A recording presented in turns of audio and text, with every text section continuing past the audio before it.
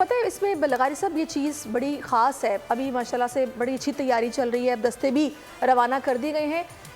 Election day پر جو ایک security کی صورتحال ہے نا, امن و امان کی صورتحال ہے, کراچی میں جو حالیہ ایک دو واقعات پیش آئے ہیں, اس کے بعد جو بلوچستان میں ہو رہا ہے, یہ بڑا ایک چیلنجنگ ماحول بنا ہوا ہے. کیا کہتے ہیں آپ؟ اتنا چیلنجنگ نہیں ہے. میرا خیال ہے کہ کراچی میں چند ایک جگہ پر ہوئے ہیں اور یہ واقعات مقامی نوعیت کے تھے اور ان کو ٹھیک کیا جا سکتا ہے, اور وہاں پر پولیس ہی کافی ہوگی. پھر ساتھ میں جب سیکورٹی ادارے موجود ہوں گے, فوج کی موجودگی ہوگی, تب یہ صورتحال پیدا نہیں ہوگی.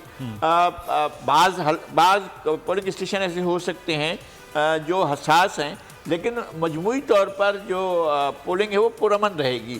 یہ صورتحال سندھ بھر میں ایسی رہے گی اور کوئی بڑی گڑبڑ کا خدشہ نہیں ہے.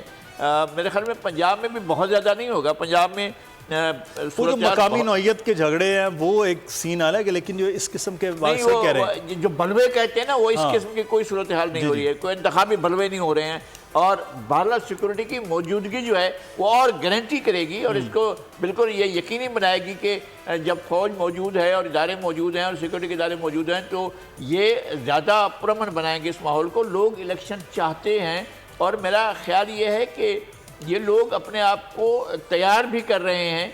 جو جن کو آپ کہہ رہے تھے کہ وہ سلیپنگ ووٹر ہوتا ہے اور وہ سوچ رہا ہوتا ہے کہ کیا کروں کیا نہیں کروں, وہ بھی میرے خیال میں اب وہ سوچ کر فیصلہ کرنے کے لیے اس کے لیے کوئی مسئلہ نہیں ہے.